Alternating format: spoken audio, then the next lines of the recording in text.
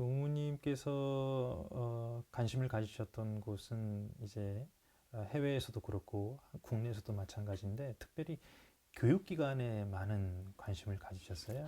그거는 내가 특별히 교육에 그렇게 투입하셨던 이유가 있을까요? 다 그게 우연한 계기죠. 우연한 계기라고 생각해요. 나는 네. 여기 이 자리도 헌산중학교가 있는 뒤편에 삶의 이야기가 있는 집인데 이렇게 그 특성화 중학교가 이렇게 경기도에 있는데 어떤 후배가 그 출소자들을 보살피는 일을 했어요. 네. 은혜의 네. 집이라고 길광호 교무님이. 음, 근데 거기가 신길동인가 그런 데서 이제 했는데 거기가 그게 하여튼 다 개발이 돼갖고 못하게 돼서 그 터전을 잃게 됐는데 할 데가 없다고. 네. 그 일을 할 데가 네. 없다고. 그러니까 그분이 거기서는 그 산마을에 산동네에서 노인들 목욕도 시키고 이렇게 부엌도 고쳐주고 아이들 이렇게 공부방도 하고 출소자들도 데려다가 이렇게 돌보고 그랬는데 거기서 그걸 하다가 없어졌는데 이제 할 데가 없다고 그래갖고 정말 어려운 사람을 돌보는 그 출소자들을 돌보는 그런 일들이 아무나 시켜서 하나요? 우러나서 하지. 그렇죠. 그래서 그러면 어디다가 하면 좋겠냐고 그래갖고 여기다 네. 터전을 잡은 거예요. 맨 처음에는 가옥 한 채를 사갖고 그 출소자들을 데려다가 했는데 이제 나보고 어떻게 가둬놓고 기를 수는 없지 않냐. 어? 양계장도 해보고 밭도 읽어보고 그래야 되니까 터전을 더 많이 사달라 그래서 이게 1,000평이 넘는 거예요. 네. 근데 결국 그 교무님이 폐암으로 39세에 세상을 떠났어요. 네. 그래서 참 안타깝더라고요. 그래갖고 내가 성지 고등학교에서 나를 강연을 오라 그랬어. 그래서 내가 좀 대한교육을 하는 건 어떻게 생겼나 가봐야 되겠다. 갖고 갔더니 막 애들이 머리도 물도 들이고 뭐 귀걸이도 하고 뭐 루즈도 바르고 그런 학생들이 와서 강의를 듣는데 그때 내 느낌이 이렇게 한 명씩 출소자를 선도하는 것이 결코 쉽지가 않고 교육이라는 그릇에서 담아갖고 이렇게 변화를 시키는 게 참 중요하다. 그랬어요. 네. 근데 그때 그 교감 선생님이 아유, 언제 중학교가 생기느냐고 전화가 빗발친다. 네. 애들이 PC방에를 가갖고 학교를 안 가고 걱정이 되는데 아주 기숙학교에서 먹고 자고 가르치는 데가 있으면 좋겠다고 그러는데 나는 좀 빨리 하는 게 있어. 그래갖고 그렇게 그런 전화가 빗발친다 그래. 그래서 내가 그럼 어떻게 하면 학교를 만드냐고 물어. 그때 그분이 그러더라고. 아, 요즘은 폐교가 많아서 그런 폐교를 사가지고 조금만 손질해갖고 문을 열면 그렇게 기숙학교로 특성화 중학교를 만들 수가 있다. 그래서 만든 게 성지 송악중학교예요. 네. 5,000평 부지에 거긴 참 지금 여기보다 훌륭하지요. 그게 전남에 전남 있는- 영광에. 예. 그래서 거기서 했어요. 그래갖고 그 전국적으로죠. 특성화 학교. 그 자꾸 뭐 부모들이 걱정되는 자녀들을 네. 거기다 이렇게 네. 보내고 그래서. 근데 또 여기가 이렇게 그 출소자 집을 만들었다가 그 교무가 세상을 떠나니까 이걸 어떻게 나로서는 히말라야 일을 하면서 이걸 땅을 샀기 때문에 그때 나는 이게 4억에 샀더라고요. 지금은 뭐 엄청날 거예요, 땅값이. 근데 이걸 어떻게 할까? 그래서 할 수 없이 내가 또 학교를 또 만든 거예요. 네. 여기다가 헌산중학교. 그래서 최초로 전남 영광의 성지송악중학교가 그 특성화 중학교가 만들어지고 음. 그 이듬해에 이게 만들어지고 그런데 안병영 부총리가 탈북자 학교를 만들려고 하는데 말하자면 제가 그때 영산학원 성지학원 이사장을 맡고 안병영 교육부총리도 교육 복지 쪽에 관심이 많으셨어요. 네. 그래서 말하자면 학교 밖에 있는 학생들을 어떻게 배움의 그릇으로 담느냐 그분이 그때 그것에 관심이 많으셨어요. 네. 그래갖고 내가 이제 거기 학교를 세우고 또 이걸 세우고 뭐 이러니까 그분이 내가 무슨 학교에 뜻이 있어갖고 잘하는 줄 알고 나를 이렇게 탈북자 학교를 맡기셨어요. 네. 그래서 갑자기 내가 2002년에 성지숭학중학교, 2003년에 헌산중학교, 2004년에 탈북자 제안을 받아갖고 2006년에 한겨레 탈북자 한겨레 중고등학교를 네. 또 했죠. 그래서 국내에만 4개 학교를 한 거예요. 5년 기간 안에 5년 기간 안에. 4개를 세우신 거네요. 네.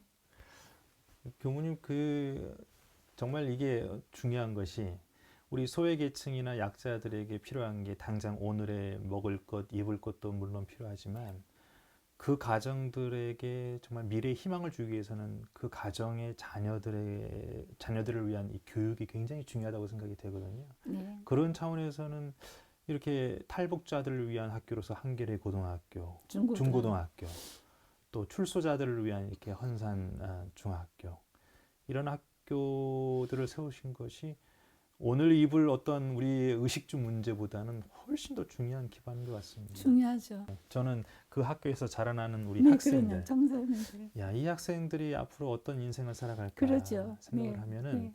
굉장히 희망이 넘치는 것 같고, 특별히 제가 오늘 우리 교무님 덕분에 한겨레 중고등학교를 갔다 왔는데, 네. 그 아이들은 정말로 비전이 있는 것 같습니다. 그러죠. 왜냐하면 축복받은 아이들. 이제 앞으로 남북 통일을 생각하고 네. 통일 이후를 생각했을 때 아무래도 북한의 용고를 그래도 두고 있었던 그 학생들의 입장에서는 그 시대에 굉장히 중요한 역할을 할 것 같거든요. 그러한 우리 자녀들을 교육해 주시고 케어해 주시는 것이 너무나 뜻깊고 중요하다고 하는 것을 제가 오늘 다시 한번 느끼게 됩니다. 감사합니다. 예.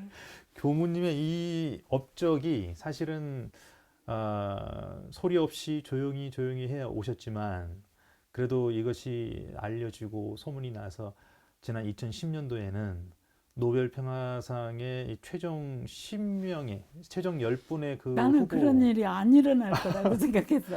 내가 한 일이 무슨 노벨 예. 평화상에 가서 그래서- 10인이 한 명이 될까 그래.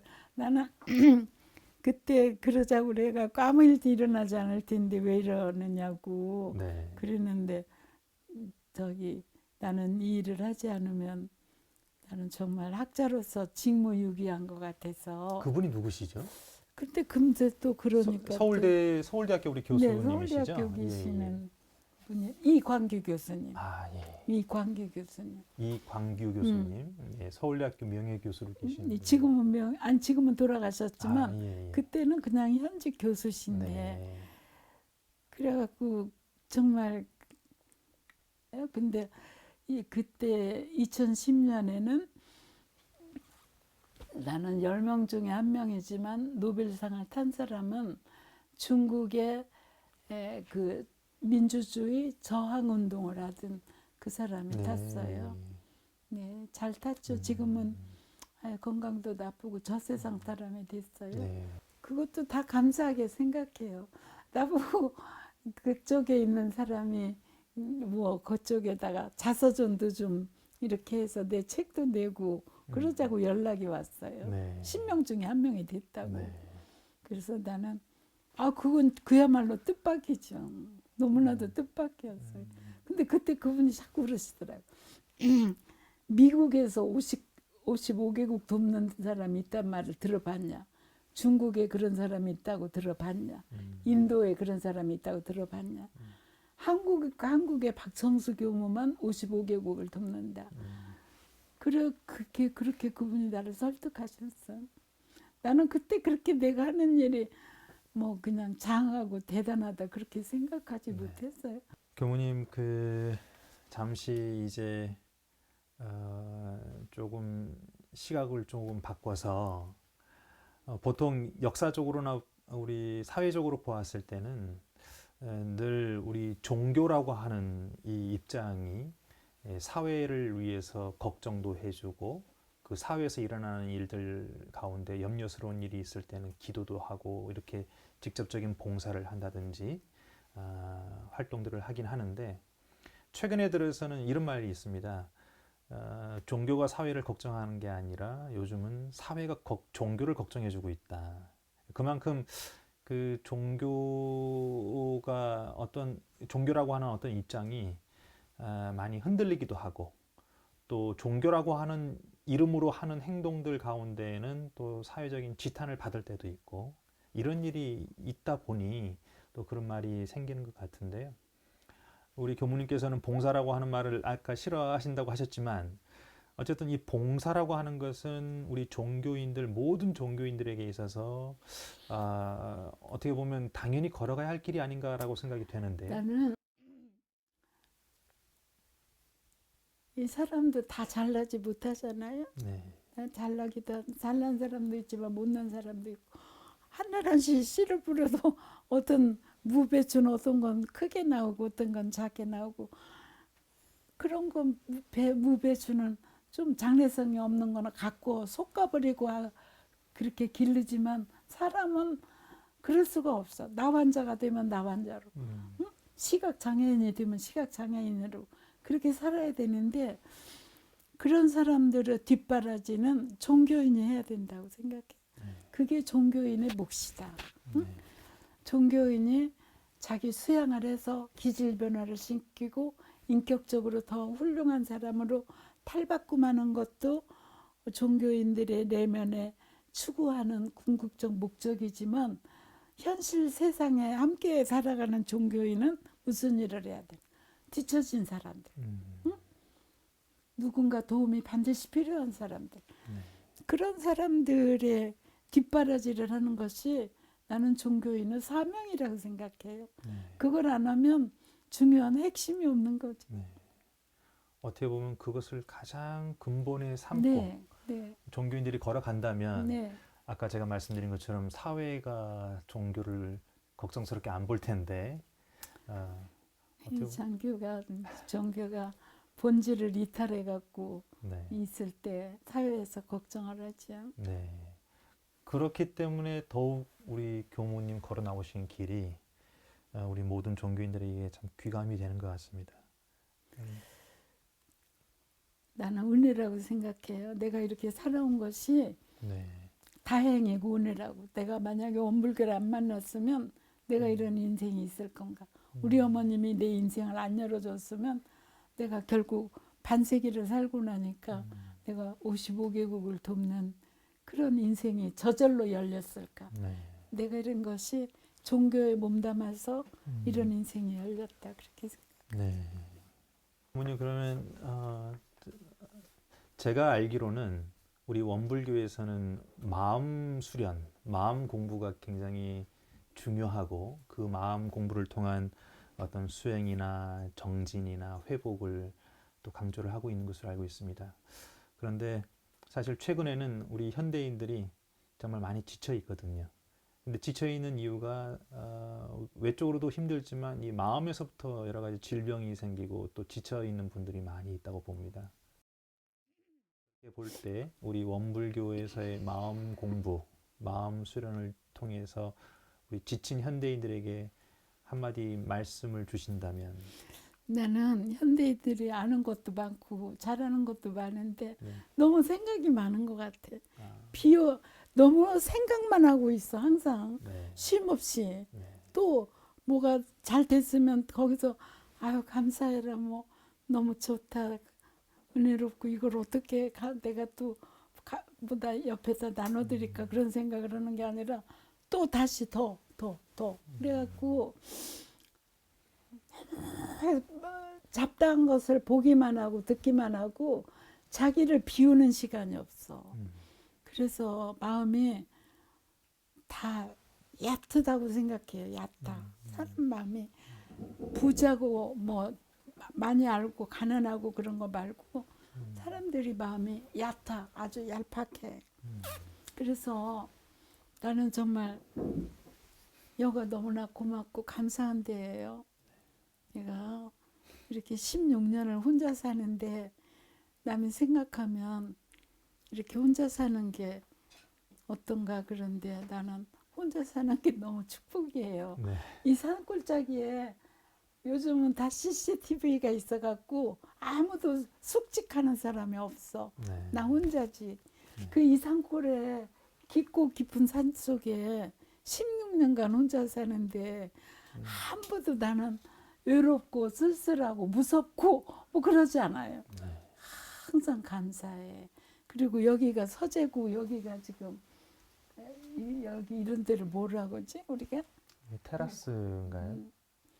여기 밖에만 나가면 근데 여기를 나가면 내가 서재에서 아무리 뭐 귀한 책을 열심히 오래 읽고 그런 것도 좋지만 여기를 나가면 마음이 갑자기 몰록 단순해지는 거예요. 네. 내 마음이 아주 단순해져요.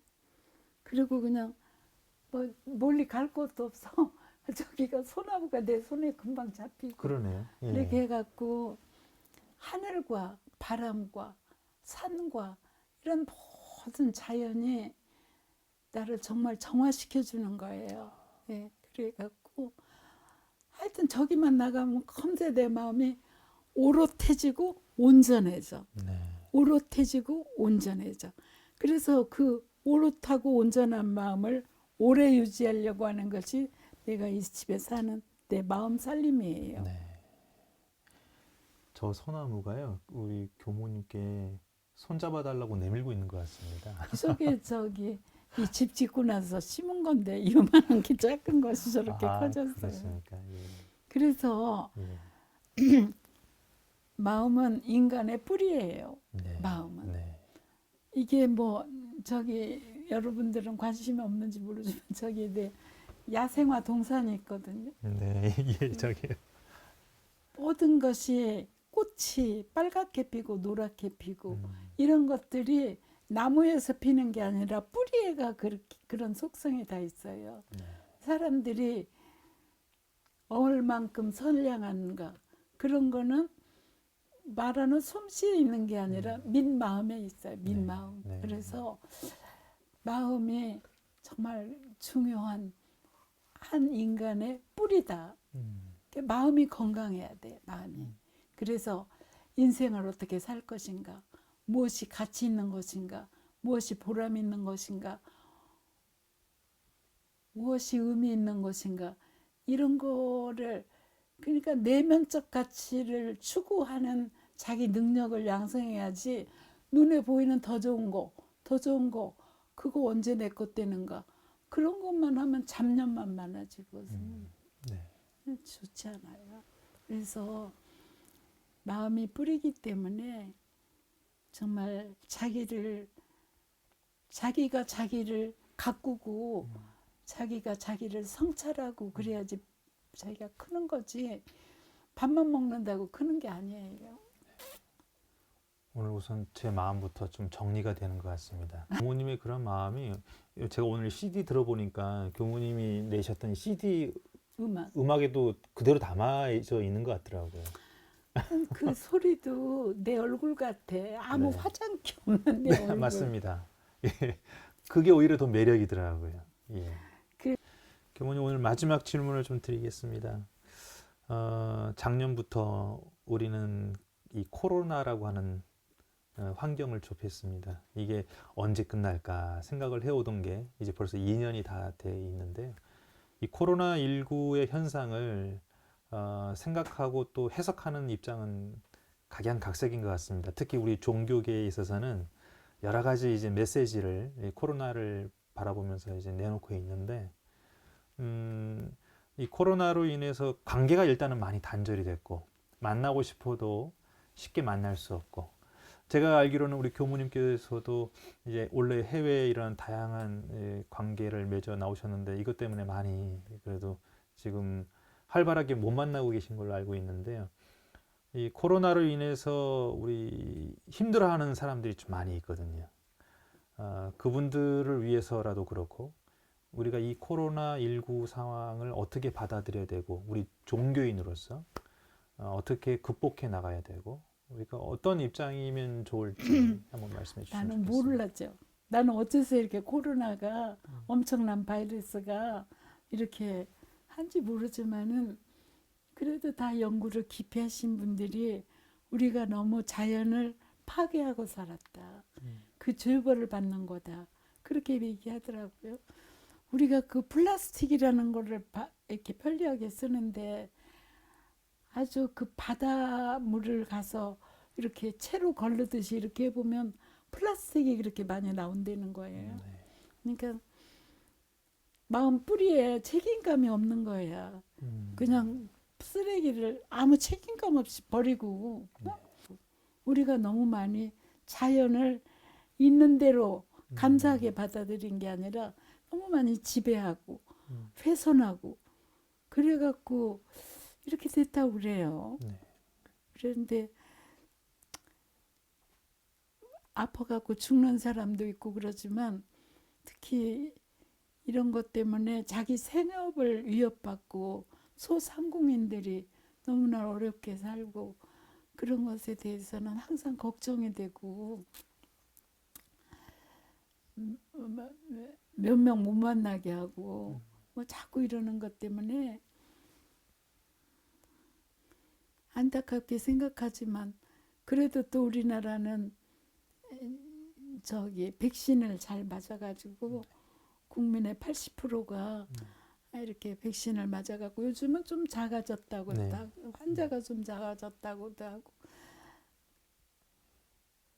코로나를 그냥 무슨 감기처럼 생각하고 다 박멸하지 못하고 감기처럼 생각해갖고 같이 살아야 된다고 생각하고 그런데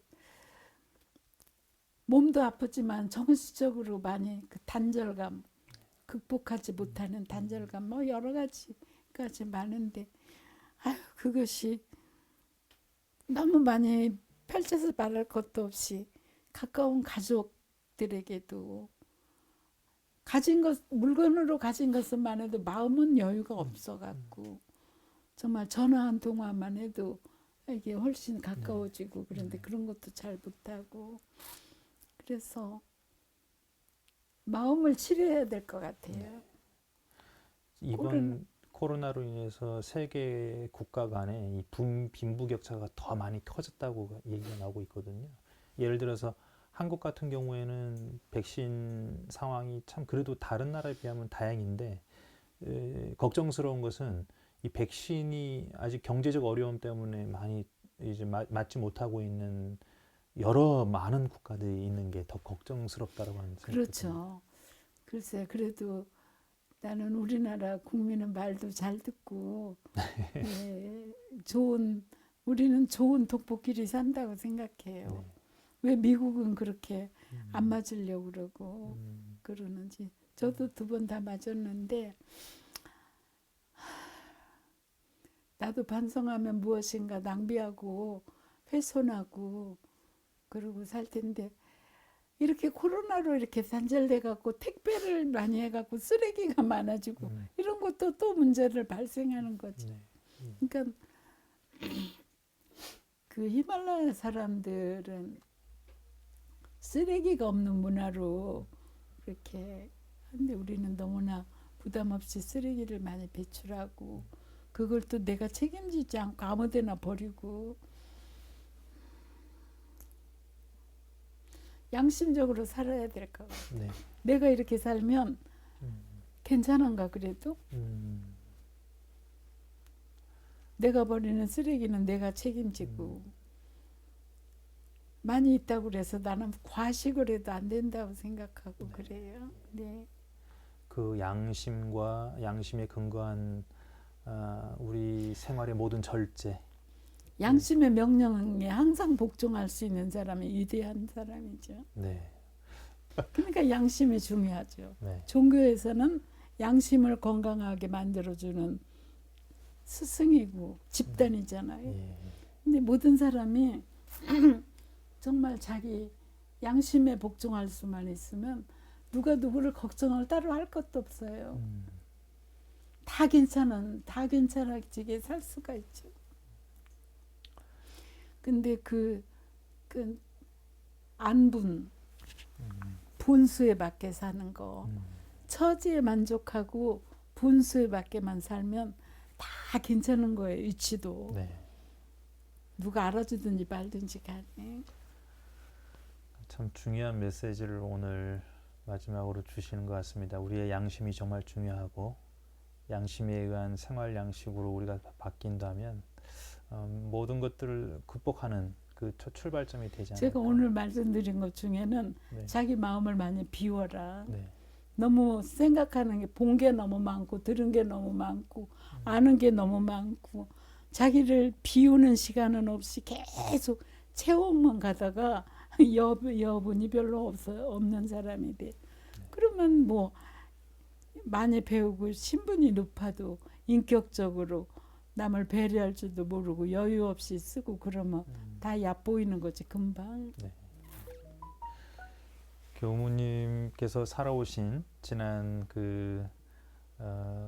원불교 교무로서의 삶, 그리고 한국의 마더 테레사라고 하는 어떤 그러한 내임과도 같은 희생과 봉사의 삶을 오늘 짧은 이 시간이었지만 저희들에게 귀한 말씀 주시면서 저희들에게 깊은 깨달음으로 전해주시는 것 같아서 아닙니다. 너무 저를 감사하게 생각합니다. 교무님이 지난날 걸어오셨던 길들은 이제 앞으로 더 많은 사람들이 좀 알아야 될 것 같습니다. 예, 그래서 그걸 귀감으로 좀 삼았으면 좋겠고 많은 사람들이 알아서 또 그 힘으로 또 다른 봉사와 누군가를 위한 배려하는 삶이 곳곳에서 좀 일어나면 좋겠다 그런 생각을 합니다. 그러니까 내 거 가진 것이 내 마음도 여유가 있는 거고 내 건강도 여유가 있는 거고 내 소유도 여유가 있는 거고 그걸 조금씩만 나누면 부모님과 형제, 친구들에게 조금씩만 나눠도 금방 이 세상은 윤택해진다고요. 네.